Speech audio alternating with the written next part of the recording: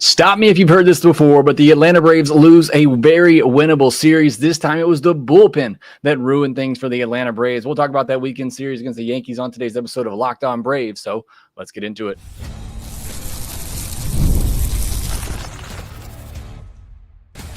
You are Locked On Braves, your daily Atlanta Braves podcast, part of the Locked On Podcast Network, your team every day.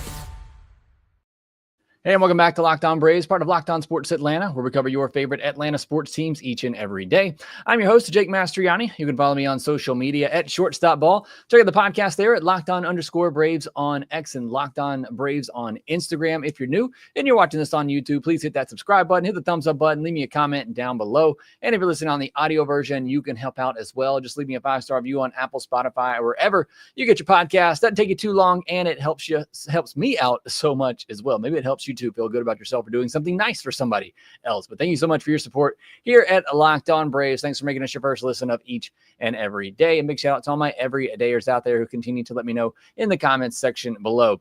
Today's episode, we're going to take a look back at the series loss to the Yankees over the weekend, which hurts. I get it. But if you're looking past results for this season and you move on to 2026, I think there was a lot of good to take out of this past weekend against the New York Yankees. So we'll break all of that down on today's episode, which is brought to you by FanDuel. Right now, new customers can get $150 in bonus bets when your first $5 bet wins. Well, like I said, not the results that you're hoping for. A series loss to the Yankees. And as I said in the cold open there, it's another series this year. Feels like the Braves could have won, should have won, but they didn't. And that's just a sign of a bad team. At this point, I think you just kind of have to accept what it is. Good teams don't give away leads like they gave away on Saturday. Good teams find ways to win those types of series, and this Braves team still just has not been able to do that consistently enough. This was a very winnable series, a series they very much could have won. Like I said, should have won, but they just didn't. And again, at this point, I myself am trying to convince myself that it's just not a good team, because good teams don't let that happen. But at this point, I at least am not so much focusing on the results of the game. Yes, I want to win. It feels good to win. I had a lot of confidence after Friday night's win and halfway through Saturday's game as well. I still want to believe this team can make some sort of run and come back. But I think we also have to be realistic with ourselves and not so much focus on the wins and losses at this point, but what does it mean for this team going forward? And that was kind of my message to myself and what I posted on social media. And I briefly mentioned on the postcast after Saturday is, yeah, that result hurts, but there was a lot of good things in there too, that I can see towards 2026 and beyond. And that's primarily what I will be focusing on when I recap games on this podcast. We do the postcast with me and Lindsay. We'll more so just be focusing on the outcome of that game and what happened. But I am more going to be looking forward to 2026. Again, I want to remain as hopeful and as optimistic as anyone that this team can make some sort of crazy run to get back in it. But series losses like this have to remind you that good teams don't lose that series. Good teams find a way to win that series. I mean, you could even argue on Sunday this was a sweepable series, and they didn't even win it. They lost it. And so I think we have to be honest and real with ourselves at this point and just say it's not a good team. We need to start focusing on 2026 and beyond. But let's take a look back rather at each game from this past weekend, starting with the offensive side of things. On Friday, 7 runs, 9 hits, 4 walks, 6 strikeouts. That is the ideal line for an offense. You score a bunch of runs, you get a bunch of hits, you get almost as many walks as you do strikeouts. That is the blueprint. 3 doubles, a triple, and a home run. So you get 5 extra base hits. The home run was a 3-run shot, and you go 3 for 5 with runners in score position. That is about as complete of as an offensive performance as you are going to see. And it kind of continued a trend that we saw in St. Louis before the break. The offense continuing to put up a lot of runs. And then on Saturday, 9 runs on 10 hits, 8 walks. Did have 10 strikeouts. That's too many strikeouts, but still a good offensive performance. 2 doubles, 2 home runs. You had a solo shot and another 3-run shot, both of them by Ozzie, who we'll talk about here in a second.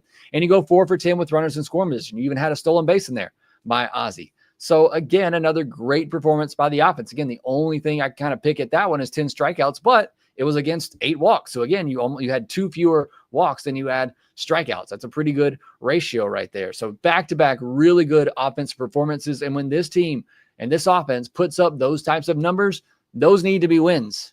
And unfortunately, just wasn't on Saturday, even with the lack of starting pitching the Braves have right now. Those both need to be wins. And unfortunately, you couldn't win both of them. You only found a way to win one of them. And then on Sunday, it's the getaway game. And I saw all the comments and I feel it too. It seems like for whatever reason, Braves on getaway days, the offense just chooses not to show up. And that's not just a this year thing. It feels like it's been that way for a while. And maybe we as fans, it just sticks out more to us when that happens. I did look up the numbers for Braves on getaway days earlier in the season, and it is a losing record, but it's also a losing team. So you kind of expect that. But it just feels like the offense, for whatever reason, just doesn't show up on getaway days. And particularly on Sunday getaway days, it just doesn't seem to be there. Now, at the end of the day, they scored 2 runs. They do have 7 hits, but no walks in this one. And that's after having 4 walks on Friday and 8 walks on Saturday. They get no walks in Sunday's game and 7 strikeouts. 7 strikeouts isn't terrible. I'm always looking for under 8 there.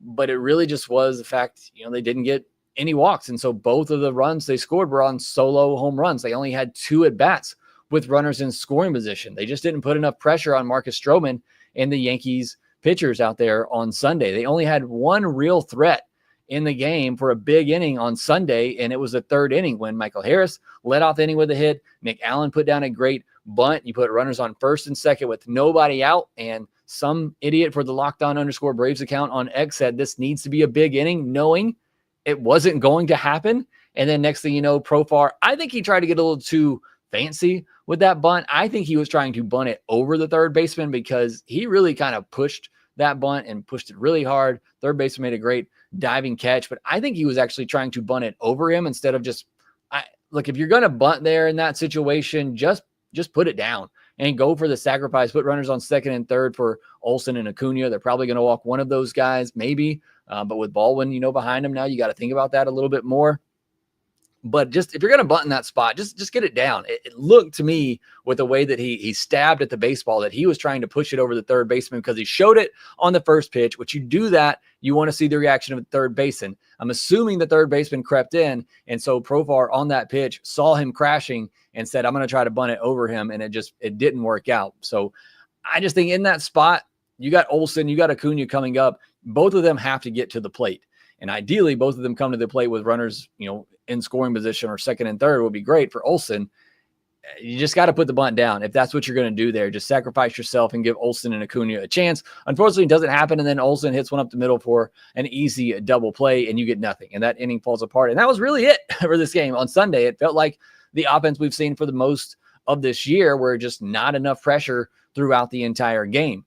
Now, even in Sunday's game, which was a very frustrating one offensively, and you didn't do much at all, you still got to see your 2 superstar hitters hit some mammoth home runs. Matt Olson, 442 feet off the top of the chop house, and then Ron Acuna Jr. gets a 3-1 changeup left up in the zone from Devin Williams and hits it 456 feet to dead center. It is just truly amazing to see what Ronald's able to do with that ball. I love the angle that you saw behind home plate, and you can just see him be able to put that much power into it was a wave, but it's a hanging changeup, and he just absolutely destroyed it. So even that was a lot of fun. Again, a lot of encouraging signs from this weekend, in particularly Ozzie and Michael Harris, 2 storylines that we're going to be following in the second half.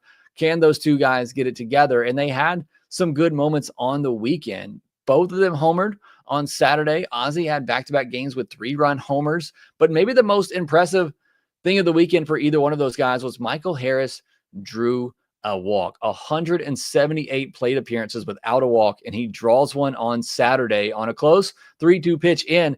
But even more impressive to me in that at bat, he falls behind 1-2, and the pitcher throws a curveball in the dirt. And that is a pitch that we have seen Michael Harris chase a lot this year with 2 strikes. And you saw him take that pitch, and you could almost just see his confidence in that with being able to take that pitch. He fouls off another one. He takes a a ball 3, and then he takes a close pitch in off the plate and takes his walk. And then I love the dugout reactions. Everybody knew what was at stake. You knew how long it had been since he had a walk, going back to the middle of May this year. And you see him get to first base. He hugs Tom Goodwin over there. So I thought that was a very lighthearted, fun moment too. And hopefully signs of Michael Harris, being able to lay off some of those pitches and have some better results. So I thought that was encouraging. Unfortunately for Ozzie, he looked more like the struggling Ozzie on Sunday. The at-bat in the 9th inning in particular, after, Acuna had just taken Williams deep.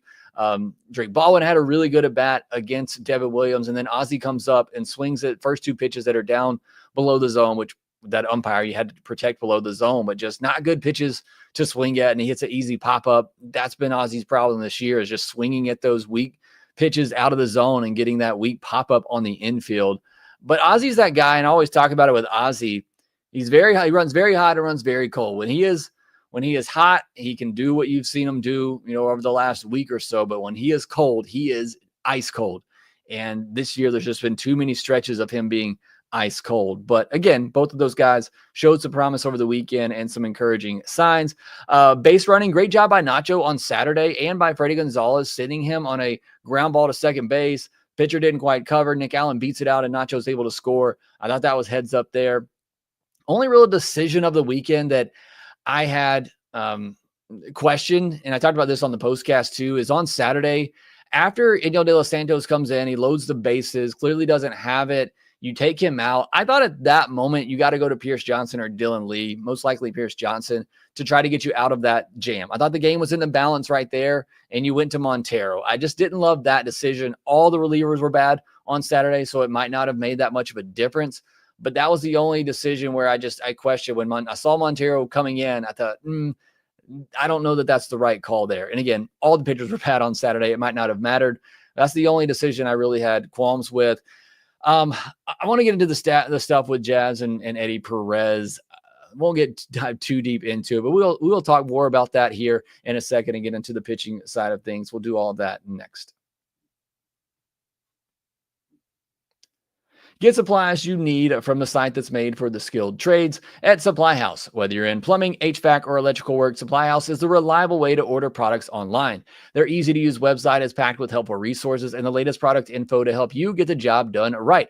Plus, with a complete inventory of over 200,000 parts from 400-plus top brands, you'll find exactly what you need delivered fast from coast to coast. Need help with an order? Supply House offers expert support and industry-leading service, so you'll always talk to a real person. And for trade pros looking for an extra edge, their free TradeMaster program offers exclusive perks like a dedicated phone line, free shipping, and discounts on every order. Thousands of skilled professionals are already taking advantage, and now it's your turn. Join the TradeMaster program today at supplyhouse.com/TM and start ordering plumbing, HVAC, and electrical supplies with just a few clicks. Plus, use our promo code SH5 and you're going to get 5% off your first order. That's promo code SH5 for 5% off your first order when you go to supplyhouse.com. Thank you so much for making Locked On Braves your first listen of each and every day. Go check out the guys over at Locked On MLB for your second listen of the day. The guys at MLB Game Night do a fantastic job as well. That includes our own Lindsey Crosby. So make sure you give them a follow on YouTube or wherever you get your podcast. And we'll be back with a full week this week on Locked On Braves. We'll have our Miners Spotlight episode coming up this week as well. We're going to have a lot of trade talk this week. Should the Braves trade Ozzie? Should they trade Marcell Ozuna? Can they trade Marcell Ozuna? And we'll have our mailbag episode later in the week as well. So make sure you're subscribed to Locked On Braves for all of that great Braves content coming your way this week. All right, next, let's get into the pitching from the weekend. This is what's so frustrating at times about baseball is that there's really 3-4 key areas of the game. And if you don't execute in one key area, everything just kind of blows up on you. And I look back at this weekend, and yes, the Sunday performance from the offense was bad, but you had 2 really good performances from the offense. You had 3 really good performances from the starting rotation, and you had 1 awful performance from the bullpen.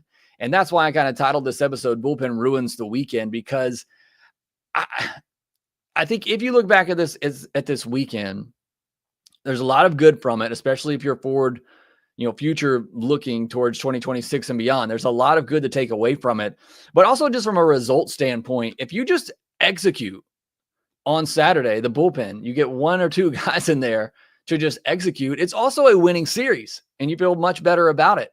But it's just, that can be the game of baseball. You can play so well in so many facets of the game, but you have one bad facet and really in just one game and it blows everything up. And that was Saturday for the Braves bullpen, which just got completely blown up. I mean, De Los Santos comes in, can't get anybody out. Montero comes in, can't get anybody out. Pierce Johnson, Dylan Lee give up big home runs, right? So Iglesias gives up a grand slam. None of them were good, which is why I said earlier with the decision to bring in Montero, it might not have mattered either way because none of them were good on that day. It's just a rough day. You look at Dylan Lee right now, he's been the Braves' best reliever all year long, but in the month of July, it's been a struggle for him. He's given up at least one run, or he's given up exactly one run in 3 of his last 4 outings, and he's given up 6 runs over his last 6 innings pitched on 8 hits, 2 walks, and 2 home runs. So he's hit a bit of a rough patch.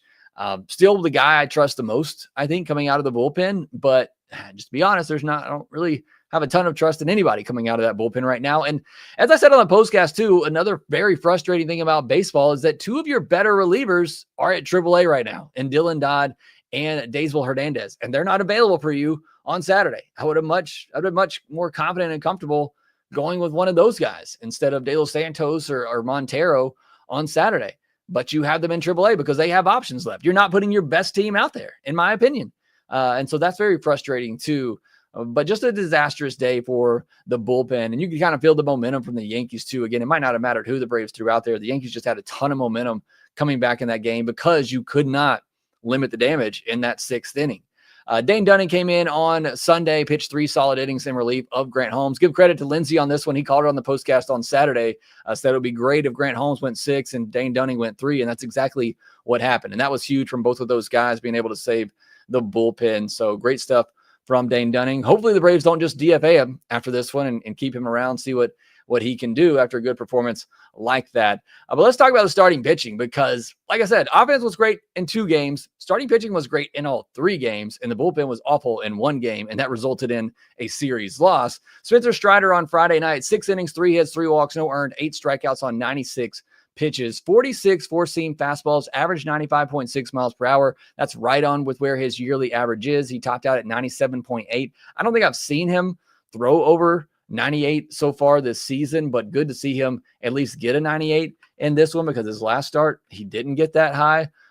So another, good stuff by Spencer Strider there as well. Just 3 whiffs and 6 called strikes on that four-seam fastball. Not a single swing outside of the zone, which is kind of incredible. But again, I just think better location overall with that fastball, which is what really plagued him early on. Obviously coming back from major injuries, the last thing to come, but much better. It's been much better here as of late. 42 sliders, 11 whiffs on 26 swings. That's a 42% whiff rate on the slider, which is fantastic. Just 1 called strike, but a 41% outside the zone swing rate. So he gets a lot of swings outside of the zone on that slider. 6 curveballs, 2 whiffs on 2 swings against that curveball, and then 2 changeups. One of them put in play for weak contact. So didn't throw those 2 pitches a lot, those 2 off-speed pitches a lot, but got good results with them. So just being able to mix those in key spots here or there, I think is big for Spencer Strider. But obviously it comes down to fastball location. Love to see the velo tick back up. That could put him at another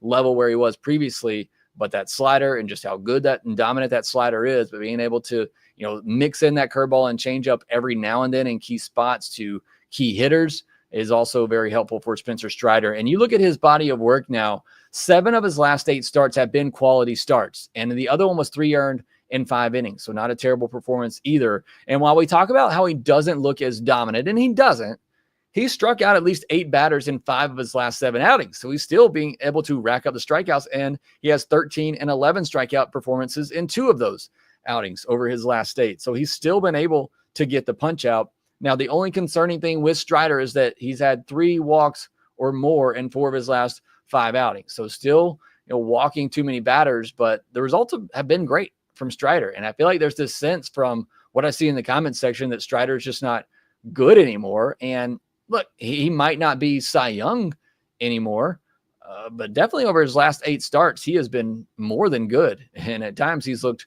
great.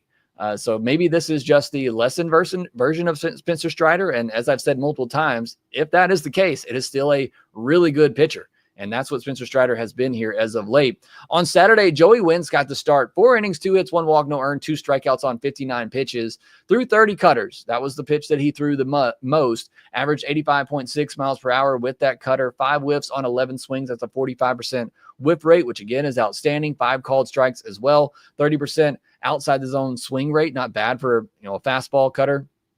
21 four-seamers, averaging 94, set between 92, 95. Not terrible velocity. Just 1 whiff on the fastball and 5 called strikes. 45% O-zone swing percentage, though.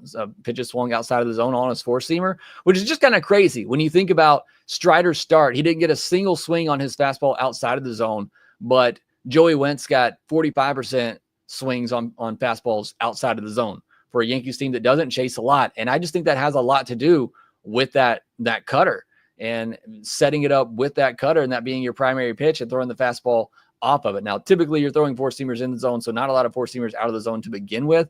I just thought that was really interesting. He threw 8 curveballs, didn't get a single whiff on that curveball on 5 swings. Also no called strikes, but 4 balls put in play weekly. So it's a pitch to, again, kind of throw hitters off a little bit and get some weak contact on it. Most innings he's pitched this year, the most pitches he's thrown this year. In fact, his last 2 outings, both with the Braves, he has broken his record for most pitches thrown this season. Is that maybe the Braves are going to continue to try to stretch him out. He's on his 3rd team this year. He has a career ERA of 5.58 in 247 big league innings with a 1.54 whip. So I wouldn't get my hopes too high here with Joey Wentz, but the Braves seem to be pushing that cutter as his primary pitch. That cutter's been his best pitch over his career and has always had good whip rates in 30% range. And so maybe that adjustment kind of helps Joey Wentz, and the Braves have done a good job with developing pitchers and turning pitchers from relievers back into starters. Joey Wentz was obviously a starter before when he was drafted by the Braves and coming up. So he has that, pedigree in him to be able to go back to being a starter. We'll see how this turns out, but a big storyline of the second half too. Can Joey Wentz be a real piece for the Atlanta Braves going forward, whether as a starter or maybe in the bullpen? And then Grant Holmes on Sunday, 6 innings, 7 hits, 2 walks, 3 earned, 2 strikeouts, a home run, 100 pitches thrown, 2 runs on 4 hits in the first inning, just 1 run on 3 hits the next 5 innings. So did a good job settling down after that first inning, keeping the team in the game and giving the team some length, what Grant Holmes has done for the majority of this season. He just continued to do a great job out there. 13 whiffs, 8 on the slider. He threw it 36 times and got a 52% outside of the zone swing rate. That slider just, you continue to hear other hitters talk about it. Just so much movement and spin on that slider. Such a good pitch. Gave up some loud contact in this one. Stanton hit a ball 115.4 miles per hour, a single that I thought was going to go through the wall and left field. Luckily, it didn't go over the wall, but it bounced off that wall right to Profar and was able to hold him to a single because it was hit so hard. Stanton also had a 113 mile per hour single in the 6th inning. Judge had his home run was 110.2 miles per hour, and he also had a 105.1 ground out. So those 2 big guys in the middle of the Yankees order put up some loud exit velocity numbers against Grant Holmes. But the starting pitching overall was fantastic. Like I said, the only bad and negative for the pitching on the weekend was just that Saturday in the bullpen, and it ruined the entire weekend. You don't have that blow up. You win the series, and you feel even better about this team coming out of that one against the Yankees. You look at the defense too. I mean, again, you talk about the facets of the game with the offense, pitching, bullpen, base running, defense. Defense, I thought, was fantastic. We had the throw by Ronald on Friday night, which I did an entire breakdown on the podcast. You want to go back and check that out. One of the most incredible throws I've ever seen. Nick Allen made several highlight plays. Nacho made several great plays at third base that looked really impressive. Matt Olson had some great plays, although I do have to call out in that 6th inning on Saturday, Matt Olson trying to turn a double play and gets nobody out. And that really hurt in that 6th inning. Now, just kind of breaking that down really quickly, Matt Olson, obviously a Gold Glover at first base. It looked to me like on that play, the way he caught it, he's just got to know, okay, I have to get an out. He catches it, and the glove kind of wraps around his right leg. And with that first base mitt, you catch the ball at the top, it's going to bend backwards. And I think it just bent in a way that he wasn't expecting. And he tried to transfer it like he has a middle infielder's glove. And just a mistake by Matt Olson there. and you just got to settle down and get one out, try to limit the damage there. So a mistake by Olsen, but otherwise the defense was fantastic on the weekend. So that's why I look back at this and I say a lot of encouraging stuff, some great plays by the defense, some great hitting by the offense, especially in the first 2 games, but even your studs on Sunday hit some big home runs. Starting pitching was fantastic. The weekend was really just ruined by terrible outings by the bullpen on Saturday. But let me know your thoughts on the series in the comments section below. Were you encouraged by Ozzie and Michael Harris in this one? What do you think about some of the defense and the starting pitching? What do you think about Joey Wentz? Let me know down in the comments section below. Next, we'll touch on some news for Austin Riley. We'll look ahead to the Giants series, and we'll briefly get into that exchange between Jazz Chisholm and Eddie Perez. We'll do all that here next. Summer sports are in full swing, and whether you're all about baseball under the lights, golf on the green, or high-stakes soccer action, FanDuel is the best way to make every game even more exciting. You're already following the action. Why not make it a little more thrilling? With FanDuel, you can get in on the game while your friends are getting sunburned at the beach. That's going to be me in a few weeks. Looking forward to that myself.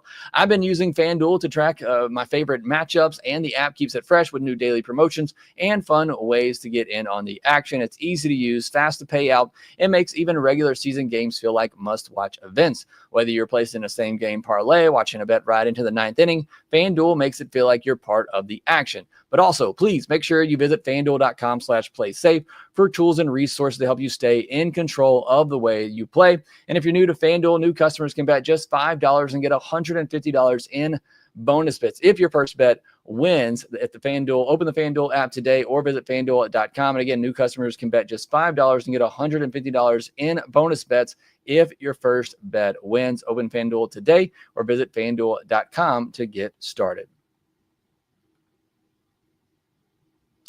All right, let's talk about this awkward exchange between Eddie Perez and Jazz Chisholm. And you're probably not going to like my outcome or take on this exchange. So let me break it down for those who aren't aware of what happened. So on Saturday's game, Jazz is giving location, what it looks like. Mark Bowman of MLB, Braves.com, MLB.com, he posted the video of Jazz where you can see Jazz. To me, it looks like he's giving location. Obviously, with PitchCom these days, you shouldn't be able to steal pitches like that, but you can still give away location. And in the particular one that Mark Bowman posted, you could see Sean Murphy was setting up high, and you can see Jazz kind of waving his hands up like it's going to be up, which it was, and Volpe, swung at it up. And it maybe was more prepared for that because Jazz gave it to him. So Jazz is relaying location. Nothing illegal about that. There's nothing illegal about what Jazz did. Now, and I haven't been able to see Eddie's side of this. I haven't seen any video of anything that Eddie said, but apparently Eddie was talking during a pitching change or whatever, was talking with Jazz about it and just took exception to Jazz giving away locations at second base. Again, nothing illegal about what Jazz did here. Again, without having the context of what Eddie was saying, it's really hard to judge it. But if it really was just the fact that Jazz is giving away location from second base and maybe just being so obvious about it that Eddie didn't like he was being so obvious about it, it doesn't really matter if whether you're not being obvious about it or subtle about it. It's not against the rules. And in my opinion, instead of getting mad at Jazz about it, go tell your pitcher and your catcher and tell your catcher, hey, either deke him and move at the last minute, which actually in that at bat, you see Sean Murphy, he shows location high initially, then he goes down, but the pitch is actually up. So maybe he was trying to deke him there a little bit, but the first sign you gave was up, and that's what Jazz saw, and that's what he relayed to the hitter. So it's hard for me to defend Eddie Perez in this one without really seeing the context of what Eddie Perez said. Now, apparently Eddie Perez pointed at his head. That's just, you should never do that. I don't care if the intent was, and I'm pretty sure Eddie Perez, one of the most likable, respected guys in the Braves clubhouse, I'm almost positive that he was not calling for Jazz to be hit in the head. I would be dumbfounded if that's what Eddie Perez was calling for. But as a coach and as a player, just don't ever point at your head in the dugout. Just don't do it. You're trying to relay a message or talk to someone on the other side of the field. Don't point at your head ever. It's just not a good look. And that's how most people are going to take it. And I'm sure that's how Jazz took it, that he's saying, okay, I'm going to get hit in the head for relaying signs. So just Eddie, you're listening. I'm sure you're not. Don't ever point at your head. You want to have a conversation with him? Sure. But still, my point is, if you see those players at second base, which apparently the Yankees do this, seeing other fan bases chime in, apparently the Yankees do this more than anybody else, but it's legal. You can do it. And again, my message to Eddie Perez is go tell your catcher, go tell your pitcher, and tell them to stop doing that. Just set up down the middle or relay location through PitchCom. It's as simple as that for me. So again, it's hard for me to really defend Eddie Perez. Now, the way Jazz acted with the crybaby gestures and waving him off, that's all childish, but that's just Jazz. Unfortunately, that's just his character. And I don't love all of that, but I definitely think Eddie Perez is in the wrong for going after Jazz for something that's not illegal. And instead, just go to your own players and tell them, hey, they're stealing your locations. Be careful with your setups and what you're doing there. So again, probably some of you that disagree with me on that. And I love Eddie Perez, certainly, potential head coach one day, maybe even for the Braves, but it's hard for me to get on to back Eddie Perez on that one. All right, some news from the weekend on Austin Riley. He was running on the field on Sunday, expected likely that he's going to be activated this week. So that's some good news there, although Nacho's been playing pretty well, playing a good third base and doing some good things at the plate. And now Ozzy's hitting again. So I know there was talk about could Nacho take over at second when Riley comes back. I doubt that's going to be the case now, and Nacho likely just gets sent back to AAA. Now, what's up next for the Braves? They get the Giants. The Giants have lost 5 in a row. How many times this year have the Braves had a series with a team coming in that has a losing streak of at least 5, and they come in and get right against the Braves? So we'll see if that's going to be the case with the Giants coming in this one. Pitching matchups for this series, you're going to get Bryce Elder, Davis Daniel, and Spencer Strider from the Atlanta Braves in this series. Look, pitching matchups aren't going to look all that great for the Atlanta Braves right now. Elder's ERA is up to 5.65. He'll go against Hayden Birdsong at 4.11 ERA. Davis Daniel, his looks great, a 1.80 ERA, and obviously very limited time going against Landon Roop, who has a 3.27. And then Spencer Strider, 3.59 ERA. That ERA down to 3.5 now, going up against Justin Verlander, 4.99. So that'll be an interesting matchup there. What are we watching for in this upcoming series? Can the offense get back on track after taking a break there on Sunday? They had been really good outside of that. What do Ozzy and Michael Harris look like? Did their at-bats continue to get better? How long of a leash do Elder and Davis Daniel have before we see one of the young guys get an opportunity?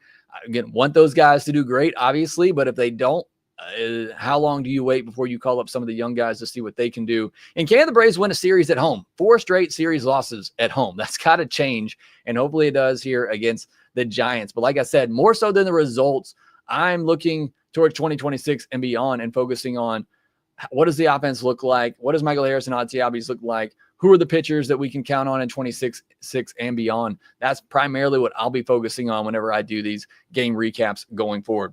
Thanks so much for joining me on today's episode. Brian Downing, Mass Boost, David Thatcher, One Iron Lung, Paige Matherson. Appreciate you all joining. Ty Z, Joseph Robinson. Appreciate you all joining me on today's live episode of a Locked On Braves. Lindsay will be back for the postcast on a Monday night. Like I said, I got a lot coming your way this week as well. Minor spotlight. We'll talk more about the draft too. Braves signing a lot of their top picks there. We'll talk about the trade a lot this week. A lot of heavy trade discussion over the next couple of weeks, and we'll have our mailbag episode on Friday. So make sure you're subscribed to the Locked On Braves podcast wherever you get your podcast, and we will talk to you next.